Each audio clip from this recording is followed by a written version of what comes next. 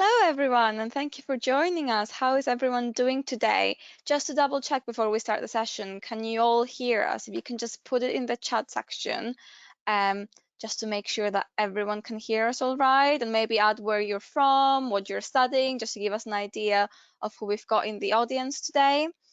So in the meantime, my name is Kiri and I work in the career service looking after international employers, and I've got two of my colleagues here with me today. Would you like to go ahead and introduce yourselves? Nolin? Yeah, hi everyone. Obviously, it's great to have you here. So I work alongside Kiri and Aline, and I help to assist both the student engagement and the business development. And I'm Nolene Hammond-Jones. I'm the International Career Consultant, so I manage all student workshops, guidance for international students, EU students, and I oversee the employer engagement activities. Great. Thank. I can see that you couldn't hear us at the beginning. If you still cannot hear us, please let us know in the chat area, and then Barry will get back to you. And then Miguel, yes, we will be recording the session, and then it will be uploaded on our YouTube channel, possibly sometime next week. So do make sure to subscribe to the University of Manchester Career Service YouTube channel so you can get all our recordings there. So what we'll be focusing on today. Let me just move some of the windows outside of my slide. There we go.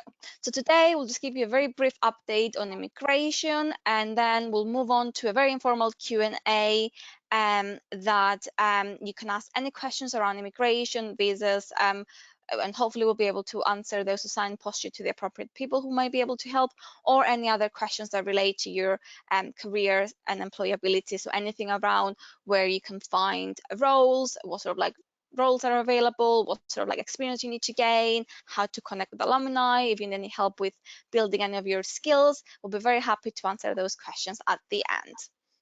So to start off, just to say, today we'll focus a little bit more on the EU settlement scheme and how you can prove your EU settled status or pre-settled status after the 1st of July. Then we'll give you a brief update on the graduate route.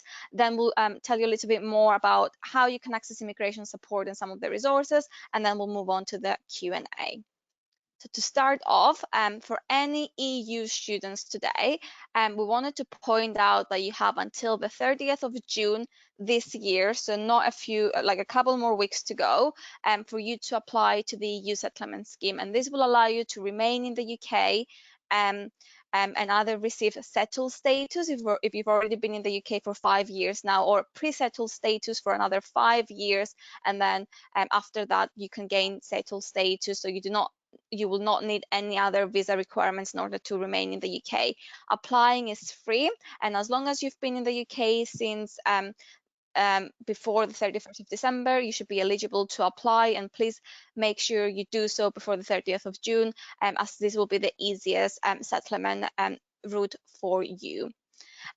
Just a caveat, if you're an Irish citizen, you are an exception and you do not need to apply to this, as different rules apply to you. What you need to apply, and just to let everyone know, in order for you to access the links of these slides, the slides are available in the handout section, so please feel free to download it from there, so you can click on any of the links that we've provided on the slides. So in order for you to apply to the EU settlement scheme, just feel free to just click on this link from the slides. You'll just need a proof of identity, such as your passport or your biometric residency card. You'll have to prove your continuous residency. The easiest way for you to do so is to provide your national insurance number. If you don't know what a national insurance number is, a sort of the equivalent of the social security number that you might have heard that they have in the US. It's really a number that you provide to your employer, so they can calculate your tax and other benefits and your pensions. So you can apply and receive a national insurance number even without you having a job offer. So it's good for you to apply and have this number even now as students. But if you do not have a national insurance number at this stage, you can provide additional documents such as annual bank statements, tenancy agreements. You can get a letter of certification from the university, including your enrollment and perhaps completion of course dates, that sort of thing that will prove the amount of time that you have been in the UK so far. Additionally, you'll also need a digital photo that you can either take using the app, or you can upload accordingly. And lastly, on the EU settlement scheme, as I said, you've got until the 30th of June this year to apply. And as of the 1st of July 2021, employers, landlords and some other people will need for you to prove your immigration status to them. So as of then, they will be able to ask you to do so. And in order for you to do so, if you're in the EU, an EEA or a Swiss citizen, what you have to do is click on this link, go into the View and Proof Service portal. You will need your identity document number. So if you've applied to the EU settlement scheme using your passport, you'll need your passport number. You'll need your date of birth and then access to your mobile number or email address that you have used when you were applying to the EU settlement scheme. If you provide all of this information, they will send you an authentication code either to your mobile number or to your email address in order for you to access a page that proves your settled status. After that, you do not need to print that page or do anything else with that. What you need to do instead is you need to click on a button that is called Prove My Status.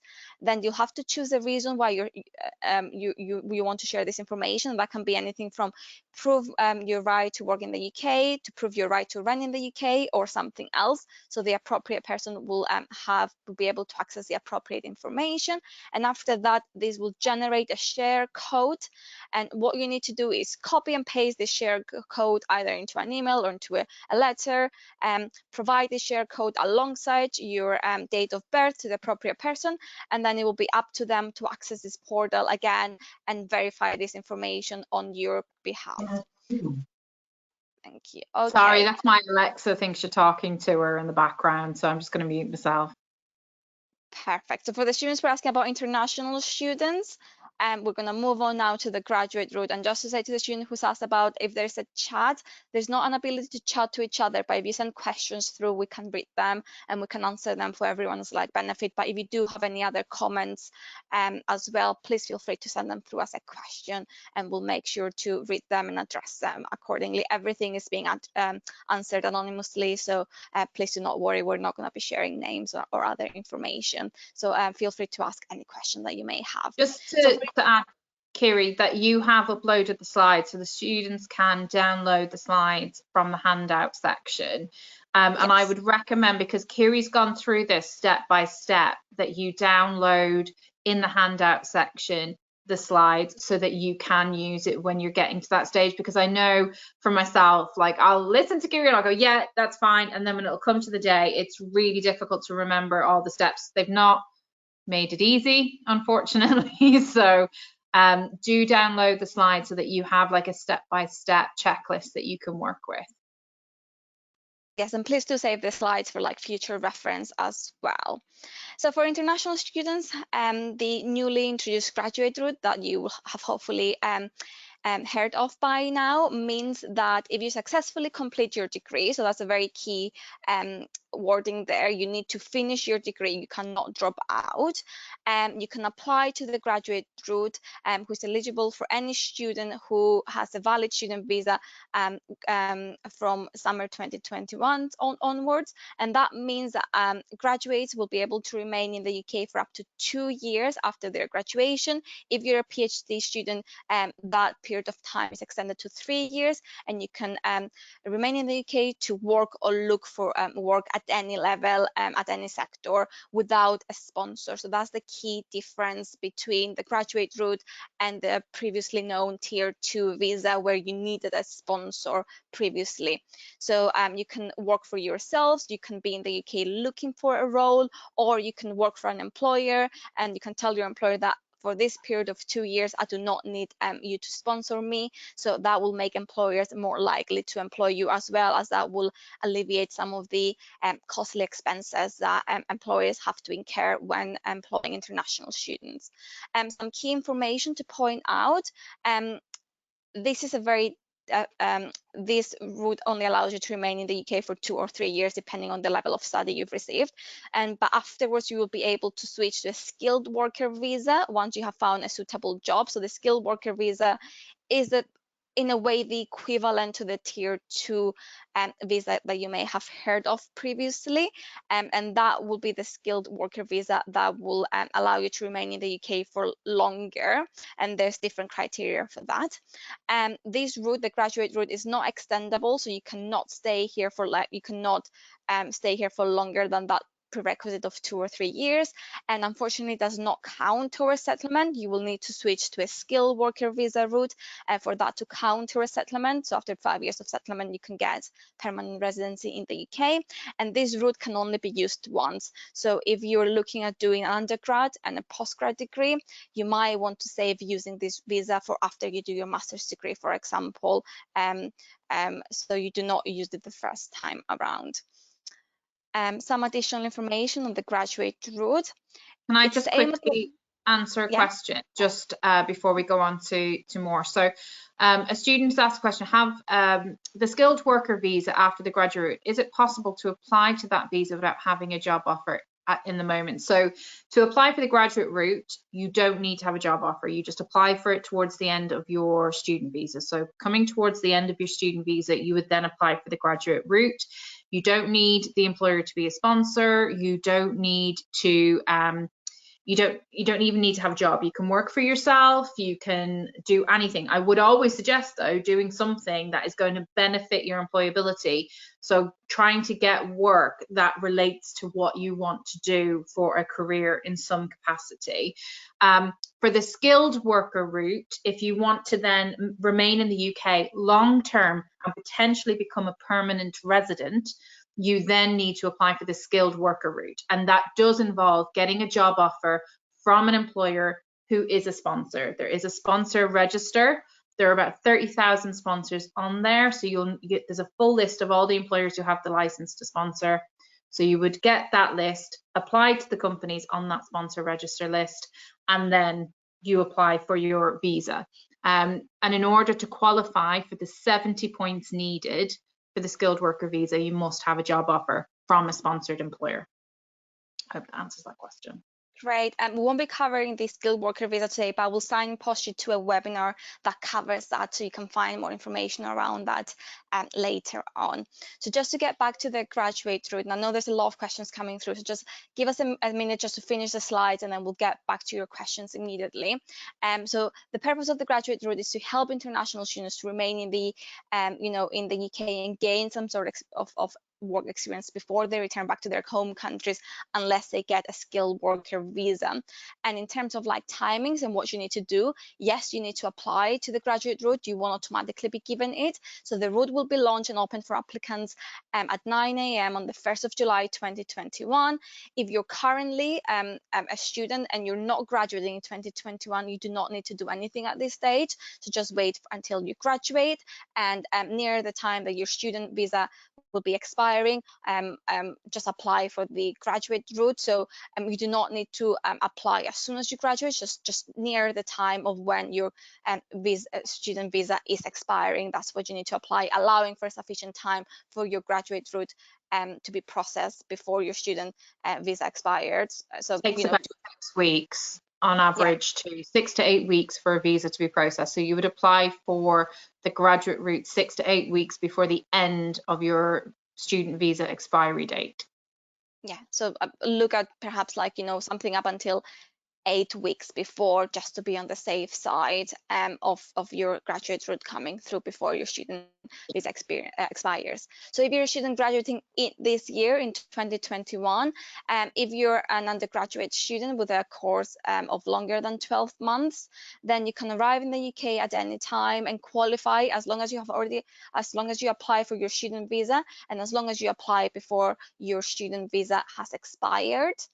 If you're a student who began a course of 12 months or less, so that mostly applies to master students, and you have not previously entered the UK, you're still eligible to to apply for the graduate route, but in order for you to be able to do so, you must make a successful application for a student visa, arrive in the UK by the 27th of September, and make your application before your student visa expires, whichever is sooner. So either before your student visa expires or by the 27th of September 2021. If you're a student that really only applies to master's students. So if you've done a master's, then you need to be in the UK before the 27th of September. If your master's is due to end in September 2021. Yes, so any other undergraduate students, as long as you apply before your student visa expires. And students will begin their studies in January or February. They will need to be in the UK by the 27th of September 2021. And just to add, for those, the graduate route, the 2 years starts on the day that the visa is granted to you. So the expiry of 2 years is from the start of the visa, not from your graduation date. It's called the graduate visa, but it's nothing to do with graduation. So it is a 2-year visa from the date it is granted to you. There will be an expiry on your visa that you need to be aware of. And do not apply for the graduate route as a bridge between programs. So somebody has asked, will it affect my student visa if I'm going on to do a PhD? If you are going on to do a PhD, apply for your PhD and just go from your student visa to student visa, because then you can use the graduate route and be able to avail of 3 years on the graduate route when you successfully complete your PhD. So don't apply for it unless you need it, if that makes sense, because you can only have it once. Great, thank you. And then just to repeat to the students that the slides are available for you to download from the handout section, so you can access the a website here, which is the Home Office website that includes a fact sheet on some of the that can answer some of your questions around the graduate route. And then last slide before we move on to questions. Sorry, Nalin, did you want to add something? Just to say that there is no national specific additional information. So I know that there are Commonwealth agreements with Commonwealth countries that avail of the Tier 5, but there are no extensions for anyone from a specific country or nationality. 2 years for undergraduates or masters and 3 years for PhDs. It's non-extendable. Great, thank you very much. And then just for anyone who had questions around the skilled worker visa, wants to follow some more information about the graduate visa or the Tier 5 government authorized exchange scheme, we've had a webinar a few months ago by Xenia Chopra from Kingsley Napley, I believe. So we've got a UK immigration system overview webinar that you can access on YouTube. You can either put the name there or access a link, and then you can go through the webinar and find the relevant sections on each of the 3 different visa types, just to gain some more information and answer the answers to some, and hear the answers to some of the questions that the students asked at the time. So that might be helpful to you. Additionally, we recommend that you keep a close eye on the eVisa website. That includes lots of timely updates around working after study, the graduate route, the EU settlement scheme, and so on. So do pay a visit to the eVisa website, especially if you're an international student, as a lot of the information out there and explained to be more plainly for international students to understand. If you do have any questions around your Tier 4 student visa, please do not send those to the career services. We're not able to assist. Please send them to visa@manchester.ac.uk, and the visa team and the student services team will get back to you to answer your questions. I have heard last year, I don't know if this is still the case, that occasionally responses from this email address go into your junk folder. So please make sure you check your junk folder regularly as well, in case you've missed any emails, either from them or from someone else. And then lastly, Latitude Law offers a 30-minute free immigration consultation session to any student. So we encourage you to firstly watch the UK immigration system overview webinar to familiarize yourselves with your options and with your different routes available. And then if you do have specific questions that relate to you, something that you cannot find the answer online, then book and one-off appointment with Latitude Law to have those questions answered. Anything past those 30 minutes is chargeable, so that's why we recommend that you do not use up those 30 minutes asking someone to give you an overview of the immigration system. Access that for free using our YouTube channel, and then if you do have any specific questions, if your circumstances are a little bit unusual or you need some additional clarifications, then book a 30-minute appointment with Latitude Law.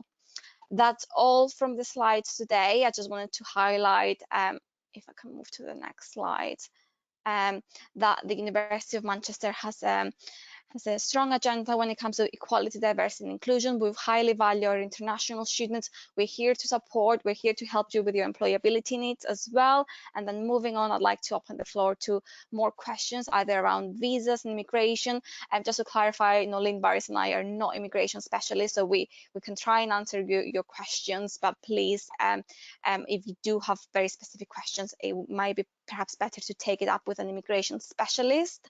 We're very happy, as I said, to answer any other questions around employability and careers. If you've got any questions around your courses, what careers you can go into, what sort of like jobs are available to you, questions around the pandemic and how they've affected the labor market, how to access jobs back into your home countries in the UK perhaps, or anything around skills and how to build on your experience. So thank you very much. And then Nolene, do we have any questions that have come through? Loads of them. So we've had a couple of questions, obviously mainly around the graduate route and that, because that's what we've presented on today. But as Kiri said, we'll take questions around any careers related topics. So do you consider a good idea to start applying for jobs before getting the graduate route visa? Yes. And then tell the company I will apply to that visa? Yes. And can I leave the country while the application to the graduate route visa is in process? I probably would say no. You can probably leave the country, but you're adding a bit more complications than there needs to be. If you've got a valid student visa and you're traveling on your student visa and your student visa hasn't expired yet, then that's fine. But if there's any kind of gaps, you're taking a little bit of a risk. So don't take unnecessary risks. And when is the last day to submit an application for the graduate visa? There's not a deadline. It's not like a job application. It is ongoing. So as we said, you apply towards the end of your student visa expiration date. So there is no definitive deadline. And if I studied masters with a scholarship, can I apply for the graduate route directly? It depends on your scholarship. So if it's been paid by your government and there are caveats to your scholarship, which means that you need to return to your home country, that is a discussion you need to have with your sponsor. If it's just a standard scholarship and there are no requirements for you to return home, then there should be no issue whatsoever. And how much is the total cost? So it's about, you have to pay for the NHS surcharge 2 years in advance, and that's about £1,200. Then the visa itself costs just over £700. And then obviously, if you do incur other costs, it may be through seeing an immigration solicitor or whatever you may do. So you're probably looking between £2,000 and £2,500 for that. But you will also have to have funds in your account to show that you are self-sufficient. So similar to what you had to prove for your student visa, there will be similar requirements for your graduate visa. Will our study years be included for calculating for the applying immigration? I'm not quite sure which immigration like visa you're looking at, but just say study years do not count towards permanent residency, do they, Nolene? If I'm not mistaken, unless you have 10 years. So you can either have 10 years of study or 5 years of work. So if you've come here and done some high school level education, then you've done your degree, your master's and possibly a PhD, and it equates to 10 years of study and it's continued study, then you can apply for permanent residency based on that 10 years. But you can't mix and match the study and work. So it's 5 years of work or 10 years of study. So for you to be able to get permanent residency, you must be on the skilled worker visa for 5 years. The graduate route does not contribute to your time for permanent residency. I don't know why, but it doesn't. So if you're using it as a way to demonstrate to an employer that you're a good fit, that you do, you know, that they want you to work for them for a little bit before they sponsor you, that's great. But get in and out of it quick is what I would suggest, so that you're not wasting too much time on an immigration route that isn't going to contribute to your 5 years. So for those finishing their master's course by September 21 and planning to stay in the UK for the following years, if you're only planning to stay for 2 or 3 years, depending if you're a master's student, because that's when you get 3 years instead of 2. Yes, you do need the graduate visa to allow you to stay, you know, for 2 or 3 years, or you can automatically get, if you find an organization willing to sponsor you, you can automatically get on the skilled worker visa directly. A tier 4 visa is a visa for students, and it will now be called the student visa. It will no longer be called the tier 4 visa. And a tier 5 visa, I believe it was what the graduate authorized exchange route was previously called. Yeah, so it's either 1 year or 2 years if you're from a Commonwealth country. So that is a very temporary visa. It's for internship. So it's basically you get to do an internship and then you must return home. You cannot switch into any other visa from that one. So it's only for people who want to do a little bit of experience and then go home. Yeah, but you can also view the graduate route visa as something like quite temporary. You know, if you only want to be here for 2 years to gain some work experience, and go for that. If you do have more long-term plans of remaining in the UK, then you can, as a first step, get the graduate route. And then in the meantime look for roles that you can get under the skilled worker visa. If you're under EU settlement scheme, there's no reason for me to get a graduate visa, right? That's correct. If you've got the EU settlement scheme, there's no requirement for you to go through this route, as you're covered by the EU settlement scheme. Anything else? According to the Home Office webinar on the graduate route visa, they said it won't be necessary to show financial statements to apply for this visa. I just would like to double check. We don't have the final information, so they've said that, but I would always have funds in your account just in case. So it's always better to be safe than sorry, just to show that you're self-sufficient. And hopefully we'll get more guidance published soon, which will have specific details. But if the Home Office have said that, then I would go with the Home Office. They have, obviously they're making the rules. But I would, again, things can change last minute. So I would always have sufficient funds in your account just in case. Could you give advice on whether to focus on applying for a master's or getting a job after graduating this year? And that is it depends career guidance question. So that's the kind of question where you need to book an appointment with myself or one of my career consultant colleagues to have a discussion about what are the best next steps for you. So I would recommend doing that. Yeah. I think, Nolene, as a general guidance is thinking, will that master's be valued in the UK and or back to your home country in order for you to open up like a wider, you know, set of like job roles to you? Is it something that you're just doing because purely you enjoy the education, or will it actually add something to your employability? That's one question to consider. For example, also, if you are thinking of staying on the graduate route, I'll probably save that for after you do your master's, when you'll be a little bit more qualified.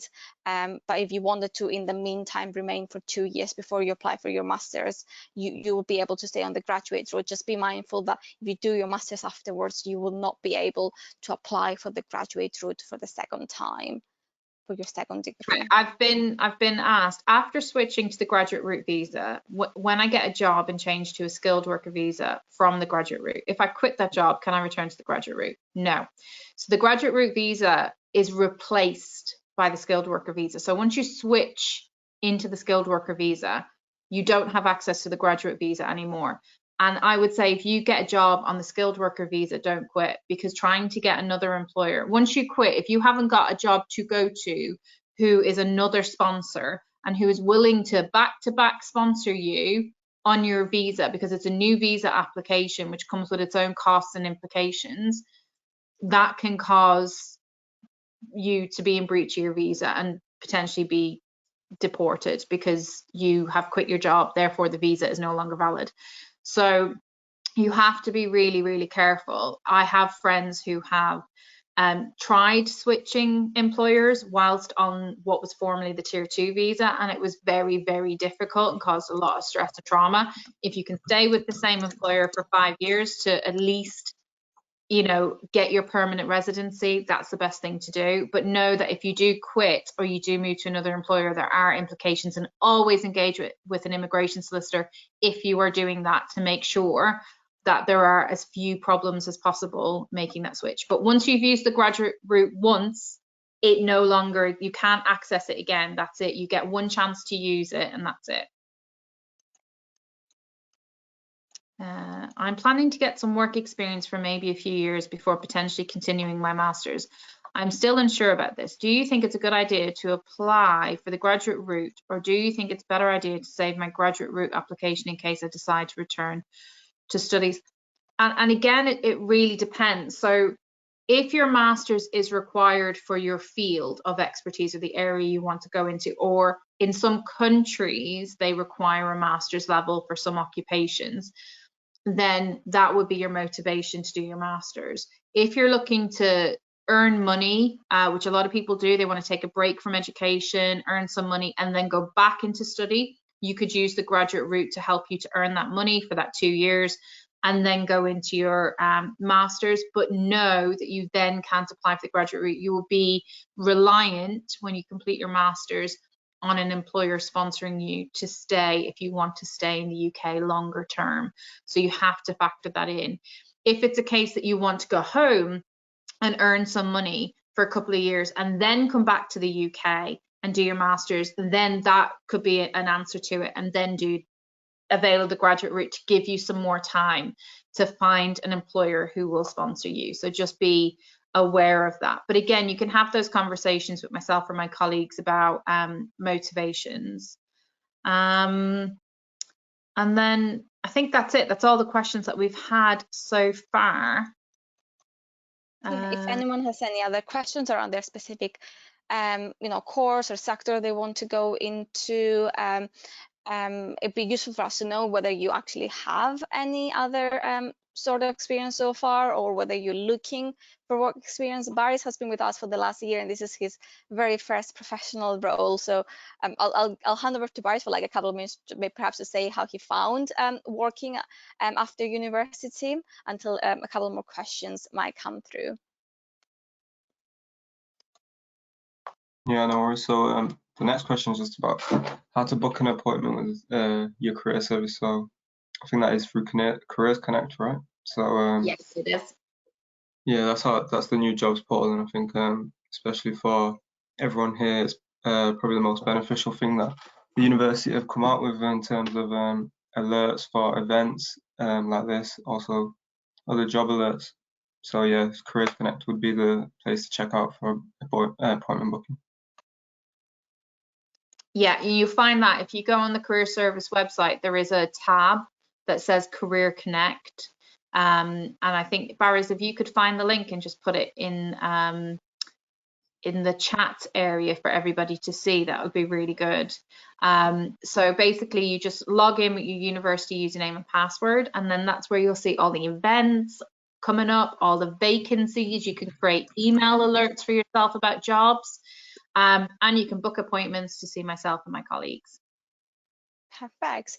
Someone asked what career opportunities are there for human resource graduates. So plenty of works in human resources, because if you think, every single company has an HR department. So every single company, whether they're in the tech sector, whether they're in the health field, whether they're in education, they will need HR professionals. So a very broad opportunities there for you if you wanted to pursue opportunities in the HR sector. But then so many employers and so many roles come up which do not have any specific degree requirements. So all those careers, be it perhaps something in communications, higher education, charity, or something else, are available to you as well, and different other sectors too.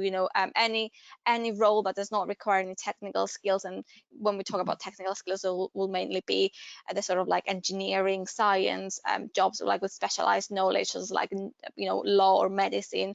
So anything else will mostly be available to you as well. So it's looking at what sort of like experience you have so far, maybe determining what you've enjoyed doing so far as well, and then deciding whether you want to pursue a career in your chosen degree or diversify from there. Students saying they want to do a research project and they're trying to find a company in the scientific field.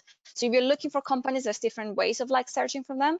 One is logging into Career Connect and going to the organization search directory and then discovering organizations from there and filtering them by field and sector. Another way is to search online, to have a look at vacancies, who's currently recruiting right now and doing what we call cold approaches. So reaching out to contacts and trying to generate a research project for yourself. Another way to search for organizations and will be a good way for you to discover new organizations and contacts will be LinkedIn. So try follow people in that field, people who work in that field, and see where exactly they work for, or what other organizations they follow with, or who they work with and they have like projects with, and then start following those organizations on social media such as LinkedIn, WeChat, maybe Instagram. More recently, a lot of organizations have like set up like Instagram profiles just to get a sense of what they do as well and what sort of like projects they're currently undertaking. And then it's doing cold approaches mainly using LinkedIn. So reaching out to someone and saying, hello, I'm interested in your organization. Would you mind telling me a little bit more about what you do?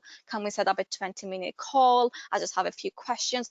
You do not outright ask for a job. You need to sort of like get to know them a little bit better. Relationship. Yeah, build what we call like build rapport, make them warm up to you, and then you mainly get some insights from them first in order to find the right contacts for you to ask whether, you know, doing a research project with them will be feasible. I know I think applications have currently closed, but for other students next year, we've got our SCI project, which is a student experience internship program, and a lot of academics are looking for students to work alongside them during the summer period and gain some research and academic experience as well. So do look out for that. We do have a Facebook group that you can discover roles as part of the student experience internship program as well. Any other questions? Just to mention, I have LinkedIn, both the Careers Connect link and the guidance webpage from Manchester in the chat for everyone to view. Thank you. And you're looking to make, sorry, Nolene, just to add one more thing. If you're looking to make connections at specific organizations, look if there's any Manchester alumni working there, because if you've got that common connection with them of both having studied at the University of Manchester, that will be a really nice conversation opener, and that will make them more likely to respond to you. So when I do outreach to international employers, I get 1 response out of 10 messages I send out. But if you know, we've got a common connection, we know someone, we've got like a common like person, or you know, we've studied at the same university, or that sort of like thing, we've worked on a common project before, that is more likely to get you a response as well. So do look out for alumni who work for university, and there is an alumni search directory that you can access on LinkedIn. If you look for the University of Manchester LinkedIn page on LinkedIn, there's an alumni section that you can click on, and then you can look for alumni in specific sectors, fields, countries, and then you can go through you know, where they work, just to get a few ideas of organizations that may have roles that you may be interested in. Go ahead, Nolene. Sorry, that was a little bit longer than expected. No, it's fine. It's really good hints and tips there for you to follow. There's just a question around, am I considered an international student if I'm from a European country and have settlement scheme for 10 years? And I know you've corrected that with pre-settled. If you have been given pre-settled or settled status, you have your rights as an EU citizen continue as they are now, but you have to apply for your pre-settled or settled status. So pre-settled is granted to those who've been here for less than 5 years. Settled is those who've been here for more than 5 years and have proof of that. So as long as you've applied and you've been given that information by the government that you have settled or pre-settled status, then you are fine. You will just have to provide proof of this pre-settled or settled status to future employers and landlords, and possibly NHS or whoever it is if you are going forward. So the slide that Kiri shared is a really great step-by-step on how to get this code that you need to present to a landlord or an employer. So it's worth doing that. You only need to consider visa options if you have not applied for the pre-settled or settled status before the 30th of June, or you arrived after December 2021 and have never been in the UK before. So for those of you who have been in the UK on your undergraduate and then went home because of the pandemic, as long as you were in the UK before December 2020, then you're fine. But if you've never been to the UK and you've arrived after the 31st of December, then you're not eligible for the settlement scheme. I hope that that touches it. I'm an EU student and arrived after the 31st of December 2020. Can I apply for the EU settlement scheme? I think no, you can't. So if you've never been to the UK, and this was something I had in a thing that I had with students, it doesn't matter when your course began. You had to physically be in the UK before the 31st of December. If you weren't physically in the UK before the 31st of December at some point on your course, then you are not eligible for the EU settlement scheme. I'm really sorry. So anything then, what will be relevant to you is the immigration route, so the graduate route and the skilled worker route. Perfect. Any other questions? Please send them through now, as we do have a few more minutes to go. Or if you want us to share any of the links in the chat or something that we've mentioned that you want us to cover again.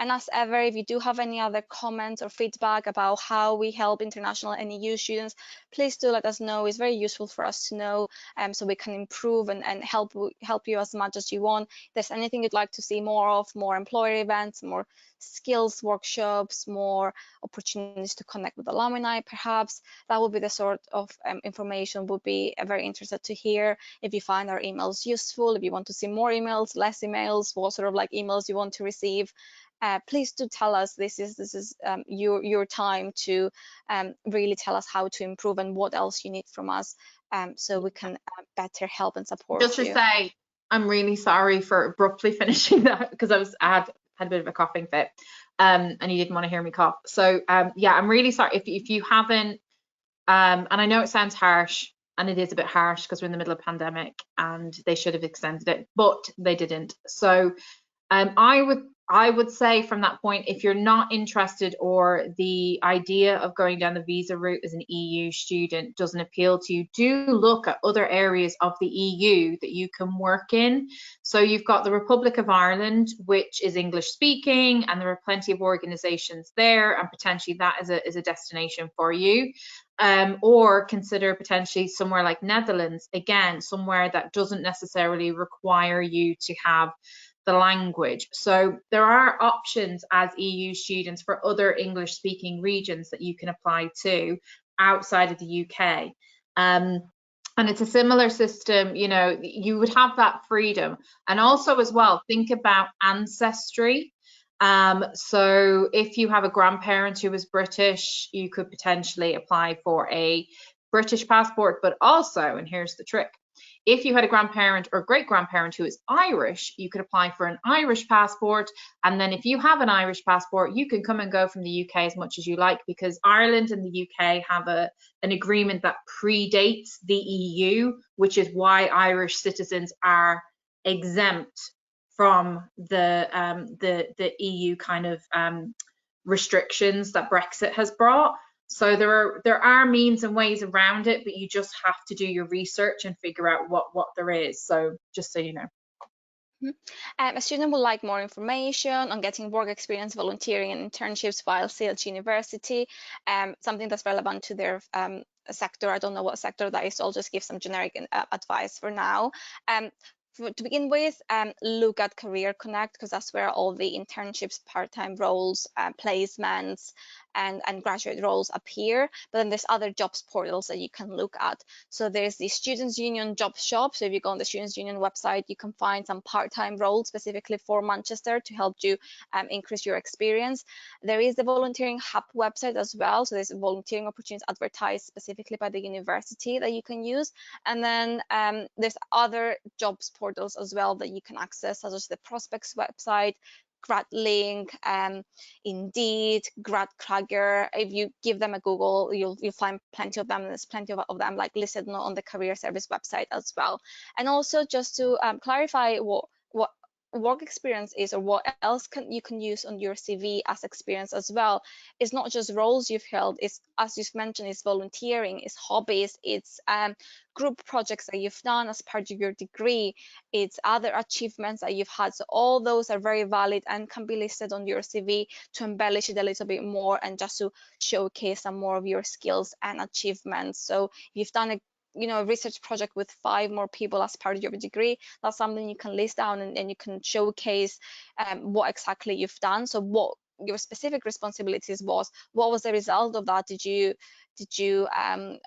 for example, had to connect with a certain amount of people, or had to get a lot of people to answer a questionnaire? What was your end result as part of your course? What did you learn from that? Did you learn to gain like teamwork skills and the ability to present in an environment and the ability to do more research? So do not look down on your university experience. Just make sure you supplement it with work experience where you can, volunteering and hobbies and other achievements, languages, part-time courses, online courses on LinkedIn or other websites are really good as well. So do not feel like if you don't have that work experience because of it's been difficult for students to get a lot of like work experience because of the pandemic, that you've missed out. There's other things that you can do, but obviously if you don't have that work experience, it's fantastic as well. I think we've got a question that I'm not quite sure how to answer. It's around vocational training. Yeah, I mean, it depends on, that's my dog running through the kitchen. It depends on what it is that you want to go and work in and what the vocation and what you mean by it. So vocational training is very specific. It sounds like I have a horse in the kitchen walking around. It depends what you mean by vocational training and what it is that you want to do, because there are very, when it comes to vocational training, there are very strict rules around that. So what I would say is, if it's not on Careers Link, then make an appointment to speak to the career consultant linked to your area. So when you log on to Career Connect, you have a number of different career consultants linked that you can apply, that you can speak to. So if you're an international student, I will be an option. I'm probably not the best option to pick, but you will want to pick one of the other careers consultants who are linked to your school, who might have more sector specific knowledge for you. So that's the best thing to do. And with regards to the question on internships for research projects for 5 to 6 months, research projects, if they're not part of the student experience internship or summer experience internship offer that we have, then they will be part of, there's probably going to be more of a PhD expectation in terms of experience level to do those. So I know that you mentioned that you were thinking about going on and doing a PhD. I would be applying for your PhD to coincide with the end of your master's program or the end of your student visa, rather than going and looking at doing a research project. You could potentially do a research project for up to 8 weeks per year with the approval of your supervisor and your PhD, which might be external to what you're doing as part of your PhD studies, to gain additional experience. But it's not expected to have this research project experience before applying for PhD. So you need to be aware of that. If you do find a PhD or a research project that you want to be part of, you could use the graduate route, but just know that if you're only using it for 5 to 6 months and then you're going on to do PhD, considering when you finish your PhD, you could have 3 years. It's a bit of it will be not the best use of that time, I don't think.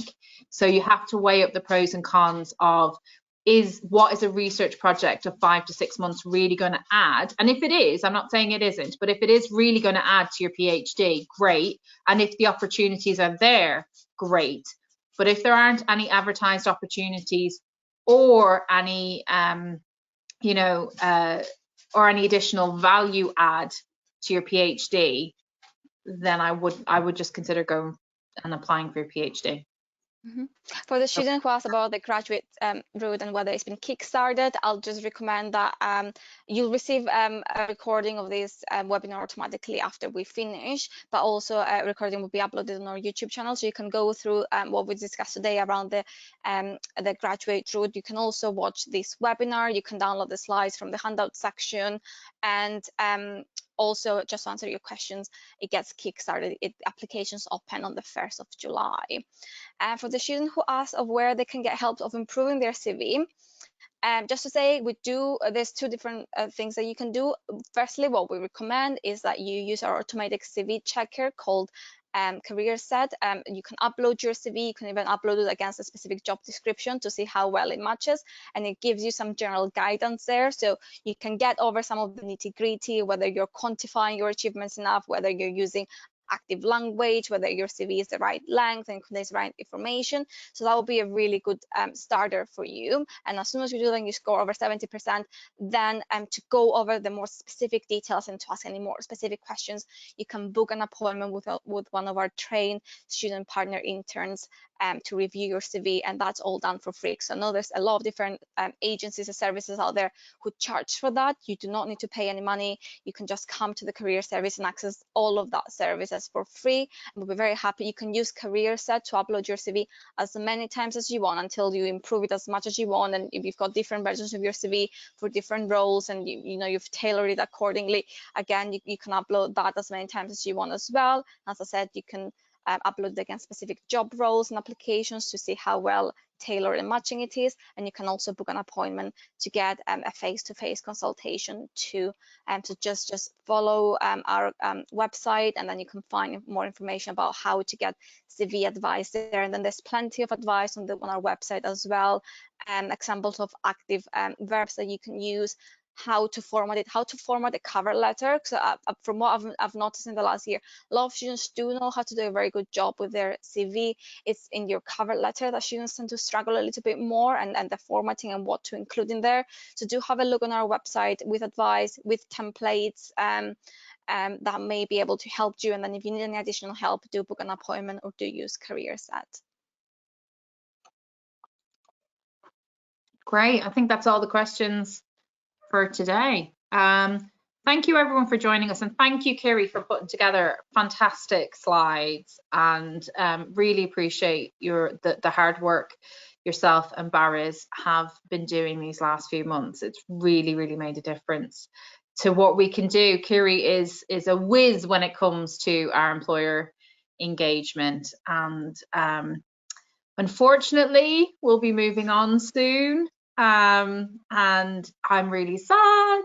It's just going to be me and Barry's, so you're going to hear more from myself and Barry's in the coming weeks. We've got Kiri until the end of June, but she's brilliant. If you haven't connected with her on LinkedIn, do. She's I'll be very happy to connect with any students on LinkedIn. I'll keep sharing my employer contacts and any jobs that come my way on LinkedIn. So please feel free to look me up. My LinkedIn profile is in every single email signature I've ever sent you, and I've sent you loads in the past. So please feel free to connect or join our alumni or careers groups on LinkedIn, and you probably hear from me from time to time there as well.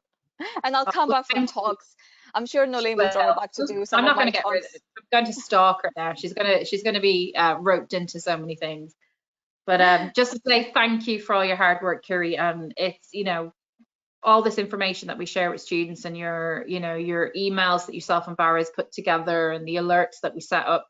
You know, it's a fantastic. It really adds to the student experience and the students' employabilities. And thank you. We're going to miss you. Oh, thank you so much. It's been so lovely, and every of the students have ever been great. So yeah, please feel free to connect. And if you do have any other questions, just respond to one of our emails and we'll be happy to get back to you as soon as possible.